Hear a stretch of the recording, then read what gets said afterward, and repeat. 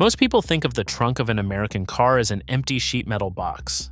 60 years ago, it was a fitted luxury compartment with more built-in equipment than the glove box of a modern sedan. Here are 8 trunk features that were standard on 1950s American luxury cars and vanished quietly across the next 2 decades. Number 8, the factory spare bulb kit. Cadillac and Lincoln luxury cars, 1955.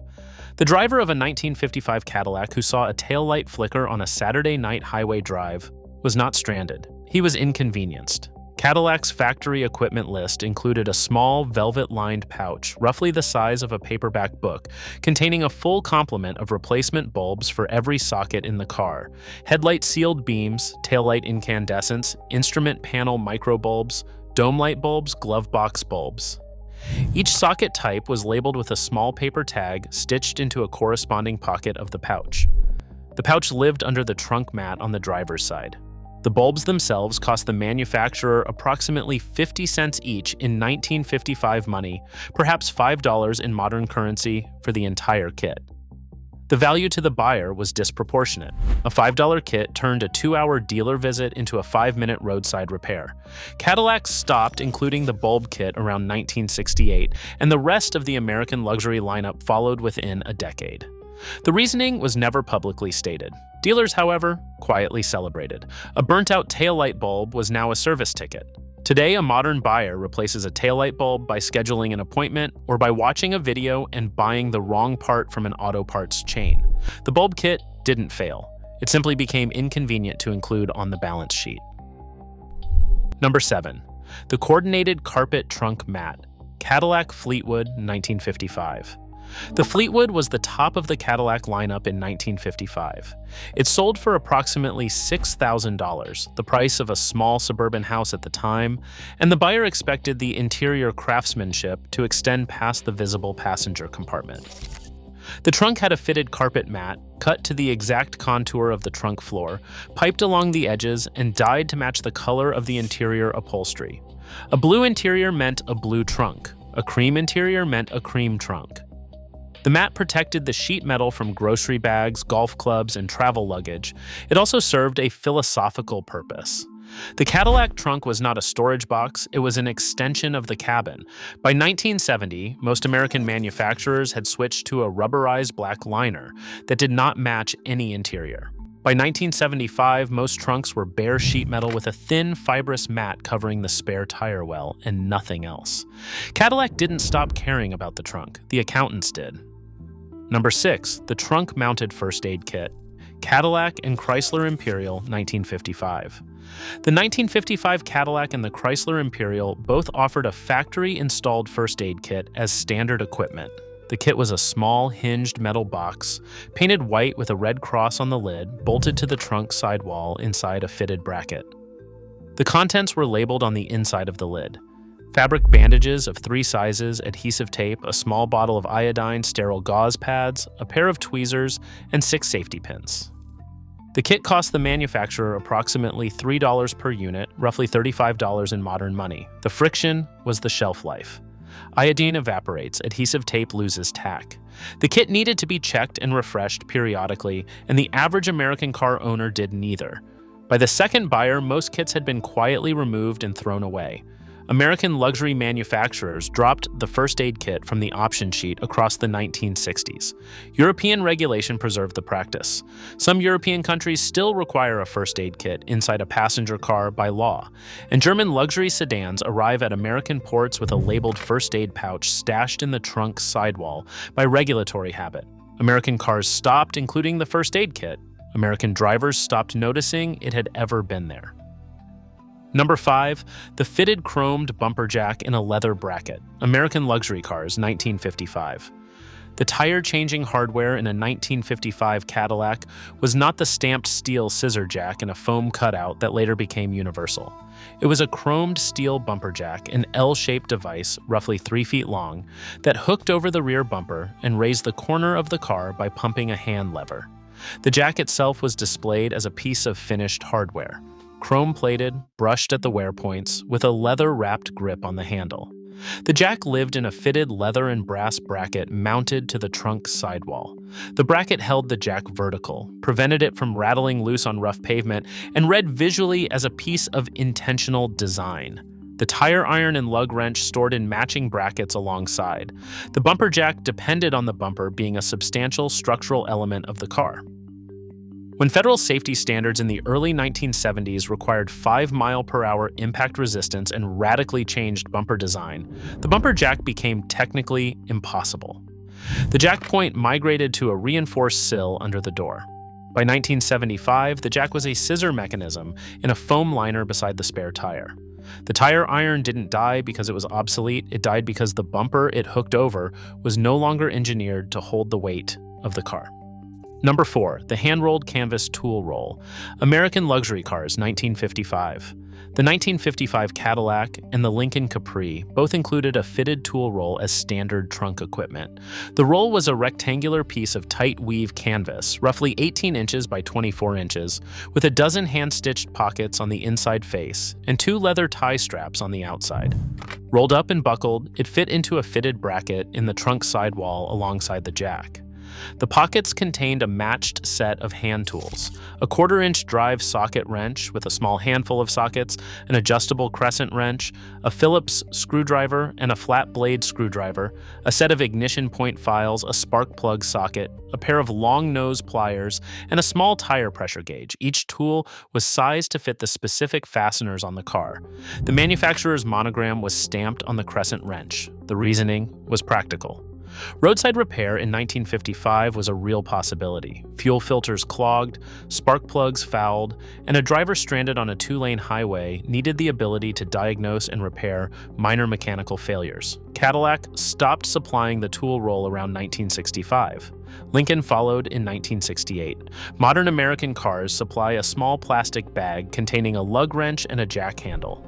The socket set is expected to live in the buyer's garage, assuming the buyer owns one. The tool roll didn't leave because roadside repair went out of style. It left because the manufacturer decided the driver was no longer expected to attempt it. Number 3. The folding auxiliary jump seat. American station wagons and select convertibles, 1955.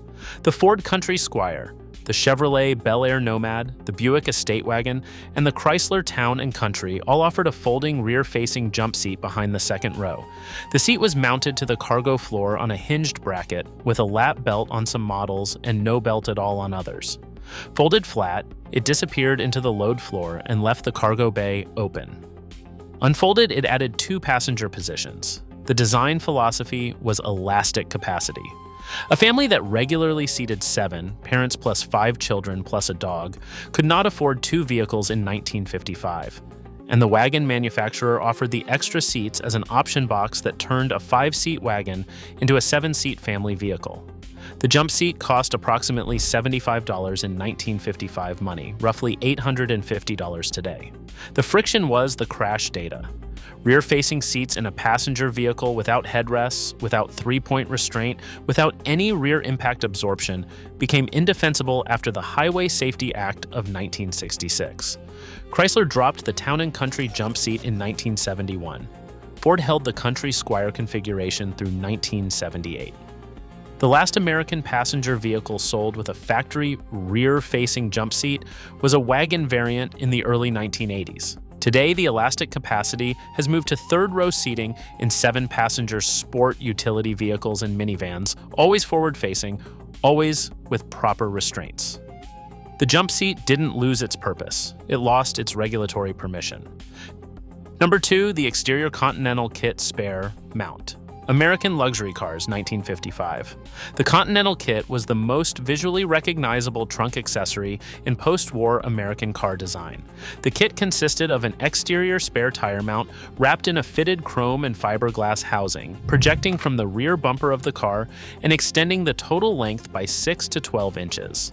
The kit was named after the 1940 Lincoln Continental, which had introduced the exterior spare mount as a distinctive styling element.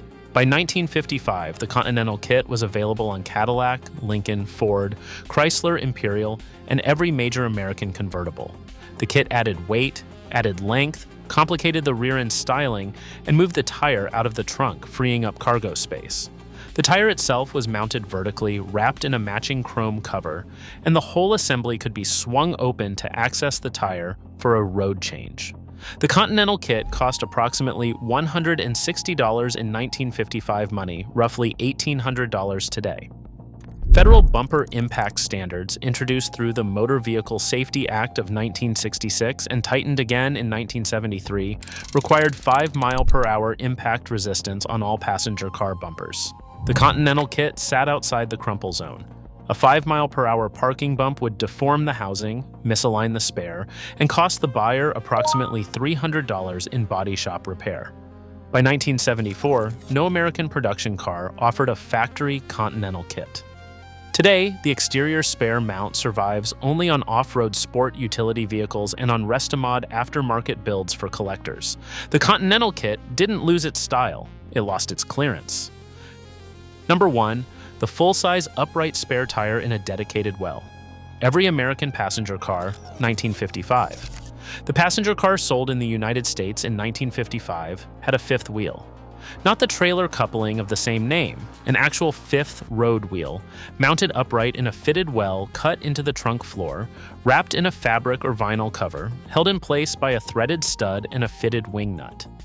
The tire was identical in size to the 4 wheels on the ground. The engineering logic was uncompromising. A full-size spare could be mounted on any corner of the car at any speed, for any distance. A driver who suffered a blowout on the interstate could change the tire and continue at highway speed for the remainder of the trip. A driver who suffered a puncture on a rural 2-lane could reach the next town, the next state, or the next city without any degradation in vehicle behavior. The tire that came off the trunk floor was the same tire that went on the ground. The engineering fatigue began in the late 1960s. The corporate average fuel economy standards, signed into law in 1975, forced American manufacturers to remove weight from every mass-market vehicle. Removing the full-size spare and replacing it with a smaller temporary spare, the Space Saver Donut saved roughly 25 pounds per vehicle.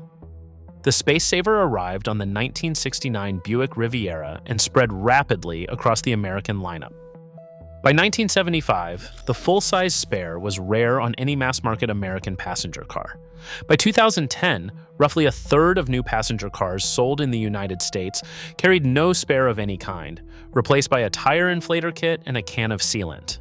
The Donut has a top speed of 50 miles per hour and a maximum recommended distance of 70 miles. It is not a spare tire. It is a rolling instruction to slow down and find a shop. The full-size spare didn't fail. The corporate fuel economy formula that took over Detroit's engineering priorities could not defend the extra 15 pounds against the horsepower and mileage targets it had to hit. Looking across all 8 trunk features, the pattern is quiet. Not one of them was killed by a scandal, by a lawsuit, by a public backlash, or by a technological breakthrough. Every one of them disappeared because the option box no longer justified the part's cost, the assembly time, the shelf life, or the weight penalty on the fuel economy calculation. The buyer never noticed. Detroit stopped including the features, and the buyer never wrote a letter. Progress in the American car industry has always been a two-way subtraction. Every new feature that arrives on the option sheet was quietly funded by an old one that was taken off, and the trunk is where the receipts are.